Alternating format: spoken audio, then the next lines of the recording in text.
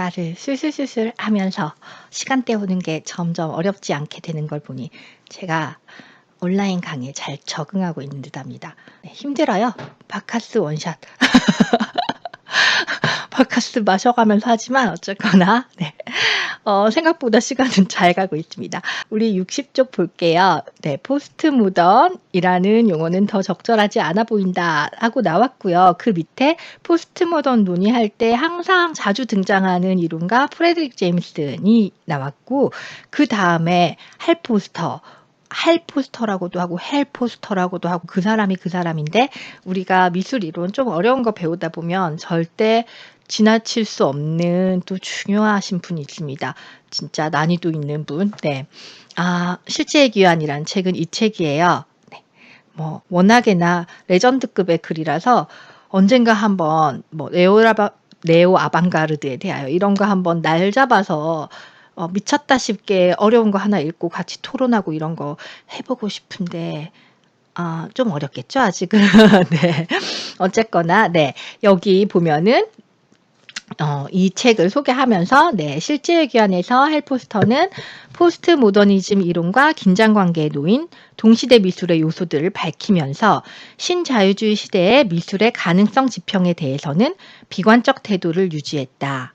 이 문장 읽으면은, 자, 이제 우리가 책을 읽을 때 좀 의뢰 짐작, 추측을 하면서 내용 파악하는 방법을 배워봅시다. 헬포스터는 신자유주의 시대의 미술의 가능성에 대해서는 비관적인 태도를 유지했다. 신자유주의를 별로 안 좋아한다. 네, 그렇다면 이 이론가의 성향은 좌와 우 중에 어느 쪽에 더 가까울까요?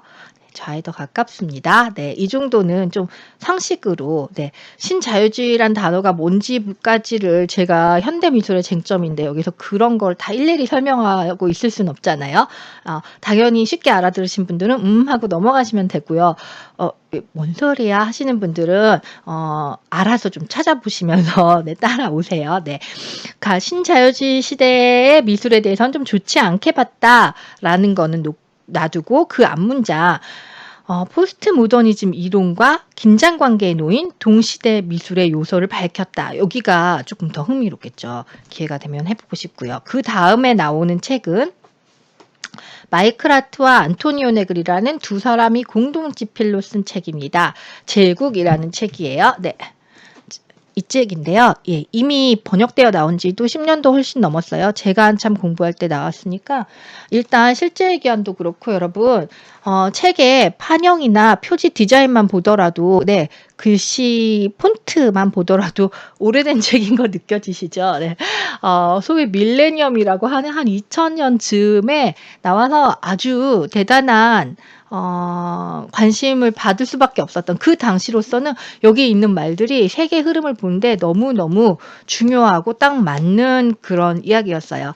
2020년에 이것을 다시 꼼꼼하게 본다는 것은 필요할지 잘 모르겠습니다. 어쨌거나 여기서 9.11 사태를 분석하면서 9.11이 2001년이잖아요. 네. 과거의 개념이라 생각했던 제국 권력의 재등장을 역설했고 모더니즘과 포스트 모더니즘의 요소를 종합해 이제 이 뒤에는 니콜라 브리오 얘기예요. 네. 마이클 아트와 안토니오 네그리의 제국은 9.11을 분석을 하면서 과거의 개념이라고 생각했던 제국 권력의 대등장을 이야기했다. 그러니까 9.11을 통해서 터져 나왔던 게 무엇이냐라고 보면은 9.11 이후에 미국이 테러를 소탕하겠다, 이런 이유로 아프가니스탄 침공을 하고, 이렇게 이런 식으로 중동과 약간 문화전쟁 비슷한 걸 일으키는 그런 시대 상황이 있잖아요. 거기서 보면은, 지난 시간에 저 얘기를 했던 탈식민주의, 포스트 콜로니얼 비슷하게 우리가, 권력을 많이 가진 나라들이 지금은 올림픽 보면 다 같이 똑같이 깃발 하나 들고 입장하고 그렇기 때문에 여러 나라가 동등한 것 같지만 실제로는 옛날에 이 제국 중심주의, 네, 그때의 권력 구도와 크게 달라지지 않았다라는 가치관을 가지고 이제 세계 정세를 분석하는 그런 책입니다. 기본적으로 막시스트 기반이에요. 그래서 구조적으로 분석을 해 들어가죠. 네. 이 사람들이 그 뒤에 썼던 책은 다중이라는 책이고요. 네, 제국 다음 시리즈로 나온 거고요. 그리고 이것과 연관되어서 예술과 다중이라는 책도 한국에 나와 있고 그래요. 근데 자 보면 이제 여기서 더 많이 가진 말고요. 일단 마이크라트와 안토니오 네그리 같은 사람들은 성분이 미술 전공자는 전혀 아닙니다. 네, 사회운동을 한 사람이고 정치에 관심 있는 거고 저 책들도 정치사회에 관련된 내용이지 예술을 위해 쓴 내용이 아니란 말이에요. 그럼에도 불구하고 이 사람들은 사회 전체를 얘기하기 위해서 문화예술 부분을 중요하기 때문에 분명히 한 번씩 얘기를 한단 말이에요. 그러면 이 사람들이 접근하는 방식은 예술 기반에서 예술만 알고 예술이 자기 인생의 전부인 사람들이 예술에 대해 접근하는 방식과 좀 다를 수밖에 없죠. 그래서 가끔 이런 사회적인 내용을 예술 비평 안으로 끌고 들어오는 거에 대해서 경계를 하는 사람들도 나름 일리가 있고 왜 그런지는 충분히 이해할 수 있겠습니다. 근데 모르겠어요. 사람마다 좀 다른데 저는 미술 전공이 아닌 사람들이 미술 이야기하는 거 듣는 걸 생각보다 굉장히 좋아하거든요. 어떤 친구가 1주차 숙제, 네, 간단한 글에 한병철의 피로사회 언급을 잠깐 한 친구도 있었어요. 한병철이라는 네, 한국인이지만 독일에서 독일어로 네, 출판을 많이 하고 있는 사람은 이름은 들어본 적 있죠. 한병철 책이 정말 예뻐요. 어딨지? 하나 보여줄까? 네.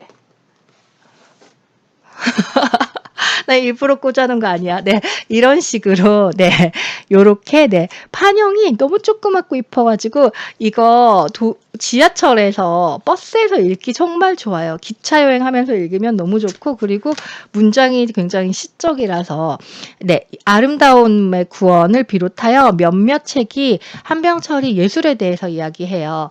뭐 한병철도 제프 쿤스 작업에 드러나는 매끄러움에 대해서도 이야기하고 그런 식으로 자기가 봤던 예술 작품에 대해서 이야기하는데 겁없이 이야기 참 잘합니다. 그러니까 자기가 필요한 내용을 끌어오기 위해서 대뜸 이야기를 하는 거죠.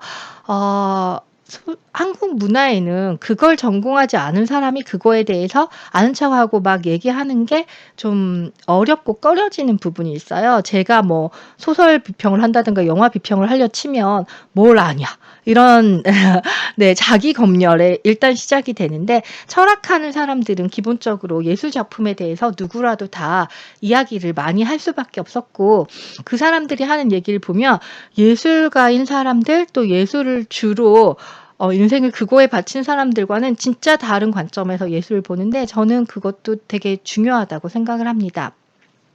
또 다시 한번 등장하는데 시차적 관점이라는 이 책엔 진짜 많은 에피소드가 있어요.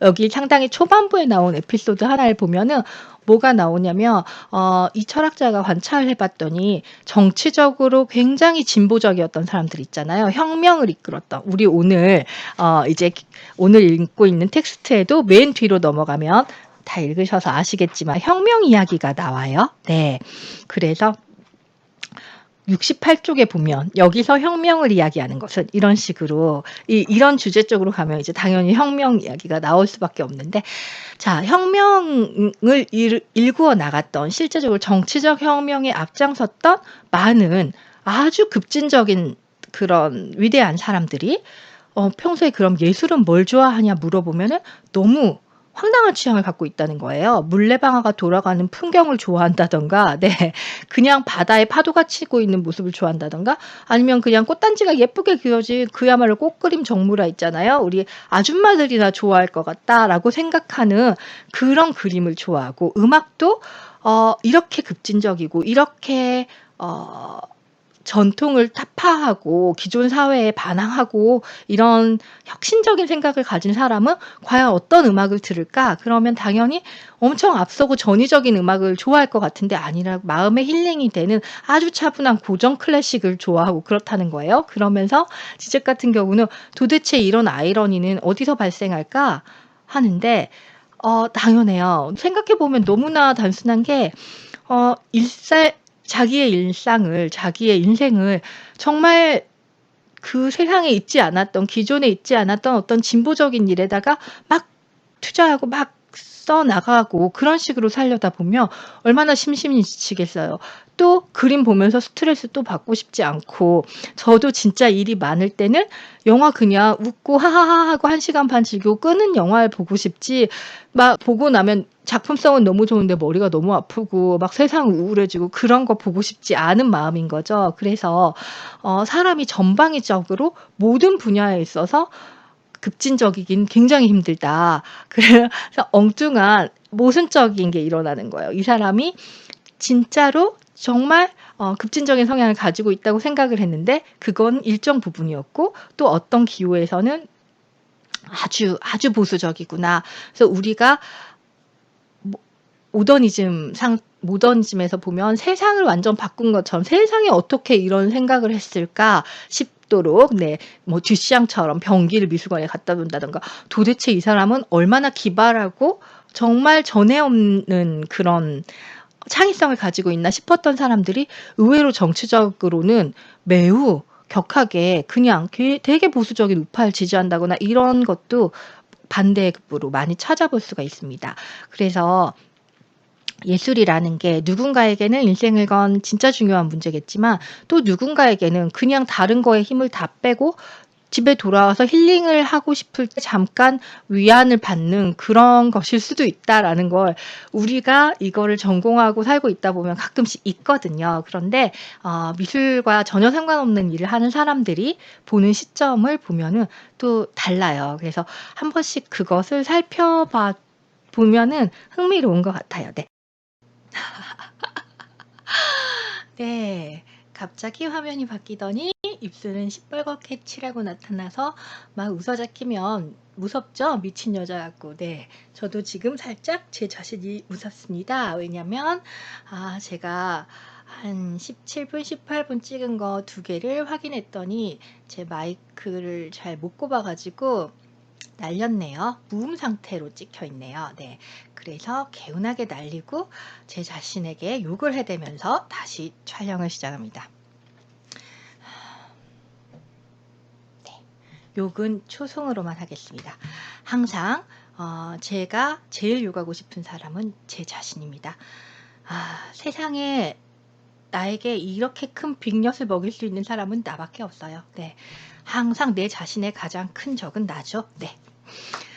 자, 우리 상황이 이렇게 이상하게 흘러가고 있기 때문에 그냥 내친 김에 엉뚱한 책 소개를 계속 이어나가도록 하겠습니다. 우리는 지금 60쪽에서 할포스터의 실제의 기원과 안토니오 네그리와 마이클 하트의 제국을 보다가 잠시 한병철의 책도 좀 구경을 했고요. 이러고 있는 와중에 제가 이번 주 수업 포퓰리즘 시대의 엘리트 미술이라는 제목을 듣자마자 나 이 책 빌려와 가지고 다시 소개해야겠다 하고 도서관에서 빌려온 책을 보여드리려고 합니다. 바로 이 책입니다. 네. 도서관에서 왔기 때문에 상태가 매우 더럽습니다. 이걸 하나 사려고 매번 생각을 하는데 비싸요. 책이 좀 두껍잖아요. 네. 종이도 좋아가지고 3만 원이에요. 그래서 계속 못 사고 이따가 제가 방금 검색을 해보니 보급판 18,000원짜리인가 새로 나왔네요. 네, 종이가 더 안 좋고 도판이 작아도 전 아무 상관없으니까 이번엔 진짜 사야지. 네. 책 제목은 알랭드 보통의 영혼의 미술관입니다. 책 제목에 누군가의 이름이 붙어서 유명한 사람 이름팔이 하는 책치고 별로 좋은 책이 없어요. 근데 이 책은 예외적으로 꽤나 괜찮습니다. 저도 그래서 이제 일단 도서관에서 한번 읽고 반납을 해야지 하고 빌려서 읽고 반납했다가 몇 번을 지금 계속 다시 빌리고 있어요. 이 정도 되면 이제 사줘야 되는 건데 코로나 때문에 도서관이 다 닫아 있는 상태에서도 다행히 대출과 반납은 돼서 들어갈 때 이렇게 이마에 열 삑 재고 마스크 쓰고 들어가서 얘를 구해왔습니다. 이걸 처음 읽고 놀랬던 거는 알랭드 보통은 소설가고 미술에 대해 잘 모를 텐데 생각보다 미술에 대한 전문적인 지식이 굉장히 정확한 거예요. 그래서 아니 어떻게 이 사람이 이럴 수가 있지? 아무리 자기가 애호가라도 이 정도는 좀 어려운데 하고 봤더니 존 암스트롱이라는 사람이랑 동절을 했더라고요. 두 사람이 같이 썼는데 존 암스트롱이 미술사학자이기 때문에 좀 더 정확한 지식을 많이 제공했을 거라고 생각이 됩니다. 이 책에서 좀 아슬아슬한 견해들, 이런 말을 감히 할 수 있어 하는 부분은 과연 보통이 썼는지 아니면 암스트롱이 썼는지 제 자신이 궁금하다라는 생각도 갖고 읽었는데 어느 부분을 누가 썼는지에 대해서는 밝히지 않고 공저로 되어 있는 책입니다. 이 책의 차례를 한번 보시면은요. 차례가 이렇게 생겼어요. 여기에 아주 단순하게 차례가 나눠져 있는데 처음은 방법론이라고 돼 있어요. 그래서 이제 미술에 대해서 이야기할 때 미술 감상을 어떤 식으로 할 것인가라는 개론이고요. 그 다음에 4개의 챕터가 있습니다. 근데 이게 좀 재밌어요. 첫 번째가 사랑, 두 번째가 자연, 세 번째는 돈, 네 번째 정치입니다. 여러분이 만약에 미술 에세이 하나를 낸다, 자기가 누구든지 낼 수 있죠. 신혜성의 현대미술 이런 걸 낸다 치면 목차를 잡을 때 만약에 목차를 길게 잡지 않고 한 단어로 이렇게 몇 개를 잡는다 치면 뭘 키워드로 올리고 싶으세요? 그런 생각 안 해보셨죠? 이 기회에 한번 생각을 해보실래요? 네. 비교되는 책으로 제가 이걸 준비했는데 테마 현대미술 노트라는 책이에요. 표지 그림, 표지 이 작품 누구의 작품인지 아는 사람 손을 들어보세요. 한 절반 예상합니다. 우리 지금 25명인데 절반 이상이면 한 15분 정도는 이거 보고 나 이 작업 알아요 라고 말해 주지 않을까라고 생각을 합니다. 네, 서도라는 작가의 작업이죠. 그리고 실제로 최근에 국립현대미술관 과천관의 광장 전시 2부에서 이 작업이 한쪽 구석에 참 눈에 안 띄게 소개가 됐었어요.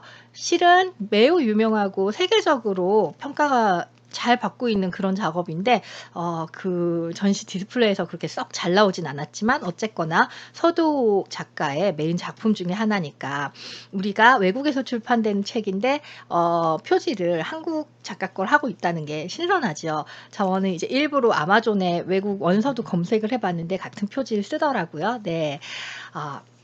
또 국뽕에 취하지 맙시다. 네, 이 책을 소개한 이유는 목차 잡은 것 때문에 그래요. 네. 목차를 여기도 일단 첫 챕터는 시작하며 라고 해서 확장하는 미술계, 이래서 이제 미술계에 대한 전반적인 이야기를 해놨고 두 번째 장부터 또 단어로 목차를 잡았는데 정체성, 몸, 시간, 장소, 언어, 과학, 영성 이렇게 잡았어요. 네, 가장 예상됐던 건 뭔가요? 저 같은 경우는 정체성. 왜냐하면 최근 미술에서 정체성 논의가 워낙 많기 때문에 이건 알랭드 보통 책보다 훨씬 더 정석적인 교과서적인 미술 교재에 가까운 책이라 가지고 미국 대학교에서 미술대학교에서 교재로도 많이 쓴다고 하더라고요. 그런 거기 때문에 정체성이나 몸 이런 거 당연히 나올 거라고 예상을 했었고 장소 특정적 미술은 우리도 할 겁니다. 네, 강의 몇 주 차에 들어있지? 네. 우리 5주 차에 하던가요? 네, 5주 차에 장소 특정적 미술 우리도 할 거니까 장소 그리고 또 언어를 사용하는 미술도 많아졌기 때문에 언어 이런 건 좀 예상이 됐던 거고 좀 의외였던 게 영성이라든가 이런 거는 좀 낯설게 느껴지긴 했지만 그것 또한 읽어보면 되게 중요하구나라고 느꼈어요. 여러분도 여러분이 만약에 이런 키워드를 몇 개 적는다면 한번 해보실래요? 한 5개만 내가 지금 미술을 소개한다면 어떤 단어들로 소개를 하고 싶은지 네, 한번 적어보세요. 네.